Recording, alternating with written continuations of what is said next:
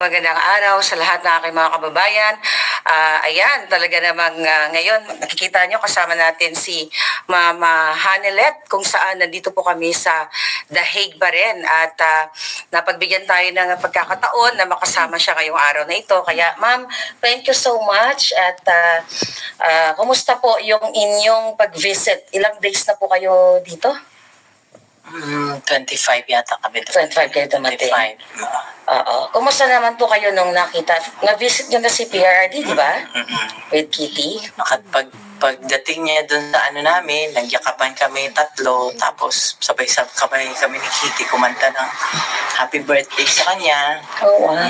Dito si Kitty sa kabilang pisngi, dito ako sa kabila, kasi kami kanta ng happy birthday. Yun, hanggang ano. Hindi po umiyak si PRRD? Ay, hindi. Kayo po? Kasi sabi ni Inday, wag daw kayo umiyak. Ako pa, medyo ano ba ako. Ano po yung sinabi ni former President PRRD sa inyo? Sabi niya, yung kagaya ng sinabi niya kay VP, sabi niya, there will be a day, there will always be a day of reckoning. Yeah. Tsaka sabi nga niya, kinote niya nga sa Psalms 91 verse 8, Yeah. I will let you see with your own eyes the destruction and the punishment of the wicked. Yeah. Ang ganda ng promise ng Panginoon.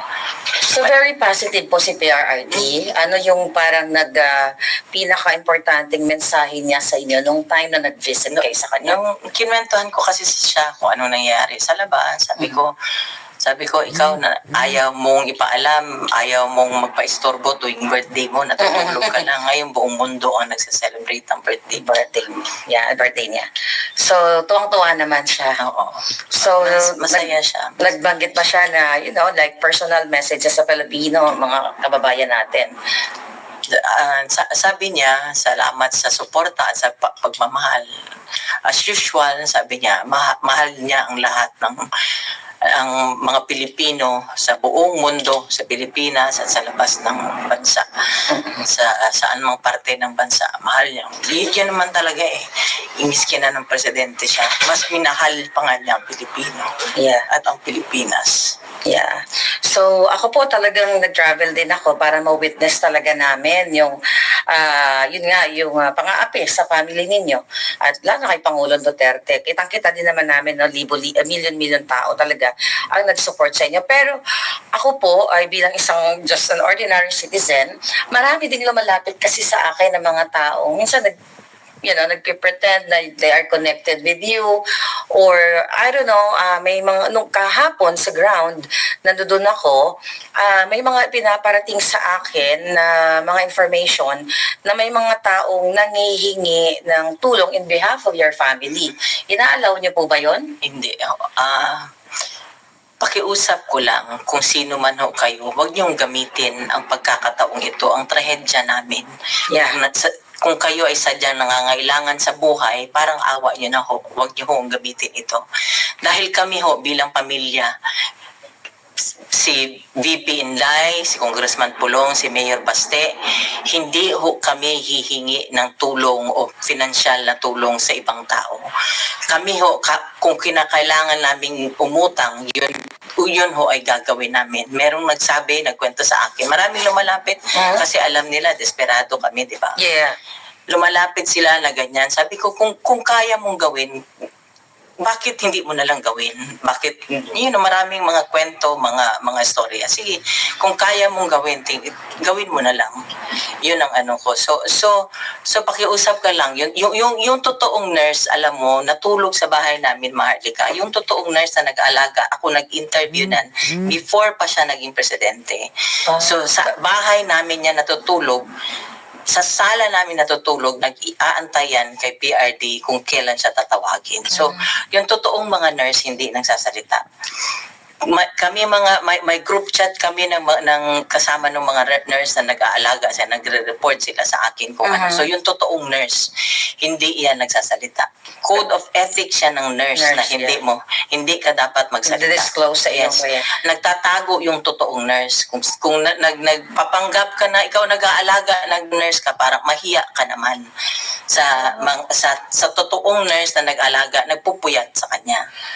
Pero po, yung nurse ni Pangulong Duterte, di ba, hindi naman inalaw na mag-stay Kaya dito? nga, ultimo nurse, di ba? Yeah. Ang nangyari niyan, hanggang ngayon, para sa akin, parang bangungot. Hindi ako makapaniwala. Hindi ko akalain na pag walang passport ang tao, pwede palang idalahin sa pwede palang dukutin. Kidnapin, yeah. Kasi ako, yun nga yung mga nakakarating sa akin ng mga mensahe na may mga nagpapanggap, no, na mga taong nag-connected sa inyo or kakilala or kamag-anak kayo. Yung iba, hindi ko naman talaga kilala. Kayo lang naman nakilala kong mga relatives niya. So, ang sa akin lang, ma'am, pinararating ko lang sa inyo kasi sa akin din may lumalapit kahapon nga po, may mga nag-aabot ng mga what do you call it, mga sobre, mga birthday cards. So, sinasabihan ko sila na yung family ninyo, which is in-announce ni Inday, hindi nanghihingi ng financial help. So, but birthday greetings is fine. Birthday greetings, mga cards. Okay so, meron Kasi pala, pampaano ng ano niya, dinala ko nga yung iba, pinasign ko na yung pinabati ko nga, para lang maanuhan siya. Alam mo, para maanuhan ng yung spirits niya, gumaan yung loob niya, maging sumaya siya ng konti doon dahil sa mga pagbati ng mga tao. So kasi, may mga nurse pala nagpapanggap. Ang alam ko parang may mga nagvo-volunteer dito sa Dahig, pero may mga nagpapanggap din pala ng mga nurse daw. Alam mo, ang nangyari niyan, siyempre ako nurse, registered nurse ako. So, kinontak ko na sa pag alis pa lang nila, kumontak na ako, yung sa PRC sa Davao. Okay. Sabi ko, tulungan mo ako makahanap ng nurse doon. Dito. Sabi ko, whatever na i-remit, wire transfer ang sweldo niya papunta dito, siya mag-alaga. Nakakontak ako, natawagan ko, ma'am, ganito. It turned out, bawal lahat. Ultimo yung nurse na personal nurse niya na before siya tumakbo ng presidente na in-interview ko. Kasi mabuting tao yun, mapagkatiwalaan mo talaga. When it comes sa pera, mapagkatiwalaan mo. Hindi pinasama. Kaya nga, nung tinawagan ko na, alam ko nakalanding na, nung tinawagan ko siya, nag-iyakan kami, ma'am, hindi kami pinasama. Yun ang So, yun, kami nga para lang mapaano ko sa inyo na ang pamilya namin hindi ho manghihingi o magsusolicit sa inyo ng kahit na anong financial na tulong. Kami nga ni BP Inday nagtutulakan. Nung nasa Davao pa ako, sinabihan ko na si Inday. Sabi ko, bigyan mo ako ng magpadala ako. Paano ko ipadala? Hanggang ngayon, hindi niya ako sinasagot. So, ganun kami. So, yung mga makapalang mukha dyan, parang awa nyo na. Yeah. So, for the record, mga kababayan, wala pong nurse si Pangulong Duterte dito sa Dahig, except yung nandoon sa ICC kung sino man yung assigned ng institution. Tama po ba? Hindi ko talaga alam, malabo ang ng sa loob. Hindi ko alam, marami akong hindi alam. Pati sinasabi lang nila ganito. Basta ako, sinabi ko lahat, anong sitwasyon niya, sinabi ko lahat kasi medical, medical history niya, kung ang niya, yun lang ang kaya kong sabihin. Pero yung sila ang magbigay, yun ang mahirap kasi sila hindi nagbibigay ng kung ano ang information. Yun ang Pero yung medical history ni PRRD na i-forward na sa kanila lahat, tama ba sa ICC? Inaasikaso ng mga lawyers yata. Inaasikaso kasi kailangan, sino bang 80 years old ang hindi na kailangan ng healthcare, ng kalinga, medical attention, whatever, di ba? 80 years old sino bang hindi nangailangan yan? Alam niyo, natuwa ako kasi I was there, no, na nagsasalta si Inday sa Taong Bayan na nagkakasundo kayo dahil sa schedule kung paano take turns kayo sa pagbisita kay PRRD. Kami na mga sumusuporta kay PRRD sa family ninyo, ay talagang natutuwa kami na sa ganitong klaseng sitwasyon ni PRRD, nagkakaisa po kayong mga magkakamag-anak. So yan lang yung tinitignan namin. Doon din kami humuhugot ng lakas bilang mga supporters ninyo. At ako naman dahil for the first time na narinig ko sa inyo na mayroon palang nagpapanggap na mga nurses or whatever kay PRRD. So sana wag naman gawin yon. And Alam ba ni PRRD po yun, yung mga ganong issue? Hindi niya na alam yun. Hindi ba na natin sabihin? Hindi ko na, I tried, hindi ko na sinabi sa kanya anong situation after na umalis siya. Kasi talagang harassment. Yeah. Ako, doble ang trauma ko nung sa Manila, Sa pati Manila. yung sa Davao. Doble talaga ang trauma ko. So, my daughter was not in Davao at the time. Yeah. After na. So, grabe, doble talaga trauma ko. Yeah. So, we're here for you, Ma'am Hanilet. Gusto ko lang, i-inform sa ating mga kababayan. So far, ano po yung, nasang stage kayo ngayon? Na-accept nyo na ba totally na napakidna o inabdak ang Pangulo? Reality na yun wala siya sa amin Ang ano na lang namin talaga, pinangawakan namin. Dasal na lang kami ng dasal. Dasal na lang ako ng dasal. At saka ang promises ng Panginoon, yun na lang. Yeah. Yan na lang talaga. Yeah. So,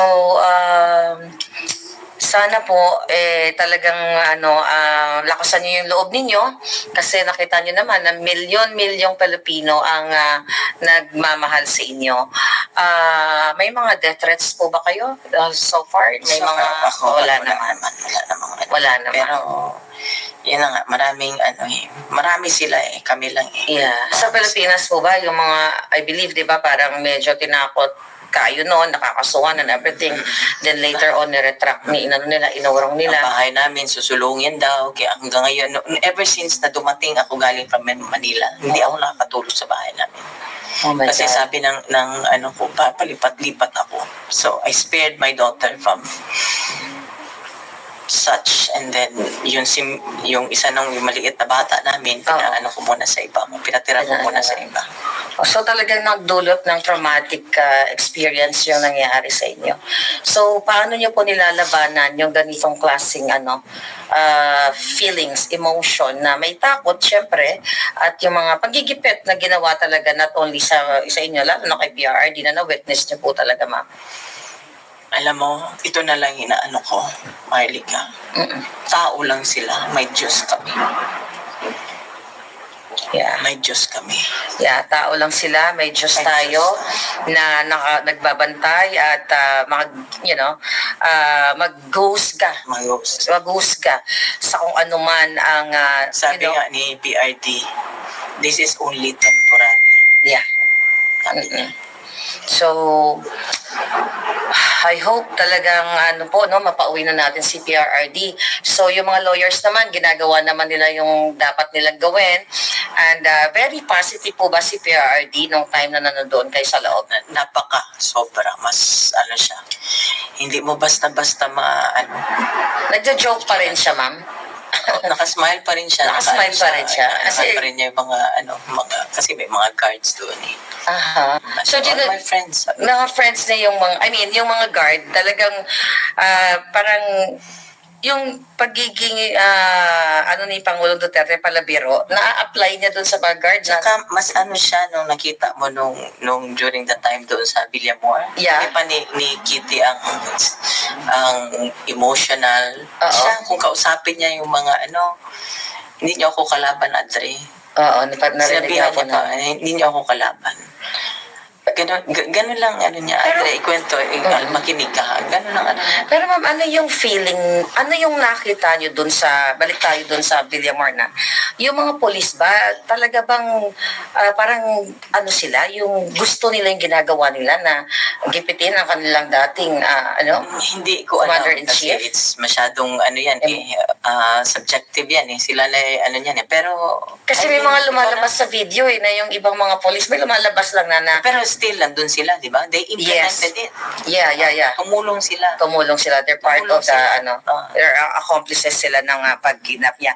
Pero yun nga, which is grabe po talaga yung pagigipit sa atin lahat tayo kasi ako ginigipit din ako pero mas on dito na pag-uusapan na international na nakikita talaga yung pagigipit kay Pangulong Duterte at nakita din yung impact sa buong mundo kung paano siya pinrotektahan. So, panghuli na lang po, ano yung gusto nyong ibuhos na mensahe sa ating mga kababayan, yung mga gumagamit sa pangalan ninyo, yung mga nagsusolicit, yung mga sumusuporta? May nakausap na akong isa kasi ako Marlica Prangka ako eh. I can tell Sabi po. ko, Prangka, sabi ko, pinandilatan ko nga ng mata eh. Kung I mean, kung meron kayong magagawa, bakit hindi nyo na lang gawain? Di ba? Sige, kung meron kayong magagawa, sabi ko nga, sa abot ng aking makakaya, sige. Kasi lahat naman may ano kailangan may kabayaran, di ba? Yes. Sabi ko, sa abot ng aking makakaya, kung kailangan ko umutang, di ba? Yeah. So, yun ang ano ko na sana wag silang tumigil, dasal at suporta, wag yung tigilan kasi nakita nyo naman ang ginawa niya para sa Pilipinas at para sa Pilipino. Yeah. Kung sa Binisaya pa kasi mas mabigat, hangyo ko o nakikiusap ako, para nyo na hong awa. Tulungan nyo po kami sa dasal, sa lahat po kung ano pong pwede nating gawin na maibalik ko siya sa amin. Wala na ho siyang gusto nga sa buhay. Gusto na at itig, gusto na lang niyang mamahinga. Yeah. Gusto na lang niyang mamahinga. Doon po sa lahat ng family ninyo na sumusuporta sa inyo at yung mga nagpapanggap na family. Doon lang ako sa message ko lang sa family lang kasi Family lang. kami sa family na lang na sabi ko nandiyan kami, nagtutulungan kami, may group chat sila Kitty at mga kapatid niya pagka kami lang talaga, wala kaming kung may narinig ako na may isa sa kapatid ng anak ko medyo naanuhan ng loob, sabi ko naki-encourage mo na, sabi ko kailangan matatag tayo ngayon. Lahat. Umiyak man tayo, kailangan natin lumaban, kailangan natin siya ipaglaban. Pero nakakabilib po, si Kitty, talagang yung tapang niya, nakita namin Kasi ako, nakikita ko lang si Kitty sa mga reels, she's young and sweet. Pero nung nakita namin kung paano inabdak ang Pangulo, kung paano kayo ginipit doon, nagpakita siya talaga ng kanyang pagiging firm, matapang na bata at young age at may paninindigan. So as a mother, paano niyo po ba, brief and concise lang, sa amin, si Kitty, i-describe? Sabi ko nga noong pa yan, sabi ko, surrender ako sa anak ko kasi kaugali siya ng tatay niya. Okay. Sabi ko nga sa loob, sabi ko sa papa niya, sabi ko, you'll be proud of her kasi talagang kaugali siya ng tatay niya. Wow. Kaugali siya ng tatay niya. Kitang-kita naman namin.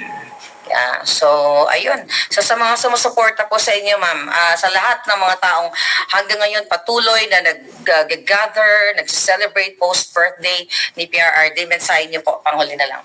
Maraming salamat sa inyong lahat. Alam ko nagdarasal kayo. Yung mga messages ninyo nababasa ko, hindi ko man kayo masagot isa-isa. Pero ito lang ang hiling ko, wag ho tayong tumigil. Kasi hindi naman hindi ako pwede mag-give up. Hindi tayo pwede mag-give up. Tulungan niyo kami na maibalik ko namin siya sa bahay namin. Marami hong salamat. Ay, haba-habol na lang po. So, wala pa po kayong plano kung kailan kayo babalik o mag-stay kayo dito habang nandito si PRD? Pinag-usapan pa lang. Ayun. So, thank you so much mga kababayan. Kasama natin si Ma'am Hanalet ngayong araw na ito. Sana po isa puso natin yung kanyang mga panawagan na hindi po nangihingi ng monetary ang ating Pangulong Duterte at ang kanilang pamilya. Kung mag-send man po kayo ng mga birthday greetings, birthday cards, letters, okay po yun. So, malinaw po tayo, mag-ingat po tayo sa mga lumalapit lumalapit sa, lumalapit sa inyo na nagpapakilala na ganito ako, kamag-anak ako, or ganyan, ganyan. So, mahirap na po na gamitin natin ang sitwasyon ni Pangulong Duterte. Malungkot na nga yung pag-abduct sa kanya, tapos sasakyan pa ng ibang mga taong gumagamit sa pangalan niya, hindi po tama yon. At ayaw ni PRRD na ganon. Kung talagang totoong love niyo ang PRRD dahil sa kanyang mga ginawa sa bayan natin, wag po natin siyang gamitin. So, maraming salamat, Ma'am Hanilet, sa inyong pagbigay ng kahit busy kayo. Thank you, thank you. Thank you so much. Thank you. Yeah, thank you, thank you.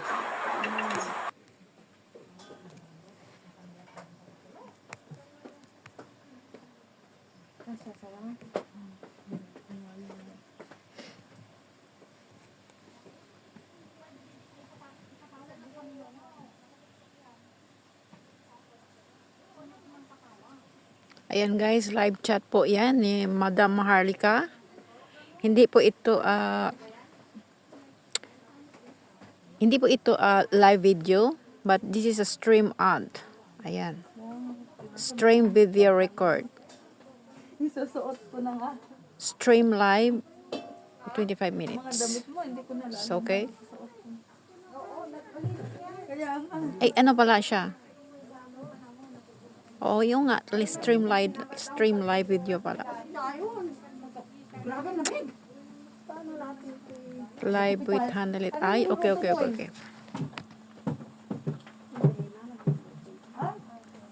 Live video pala. Like and share my YouTube channel. Then subscribe. Okay, thank you.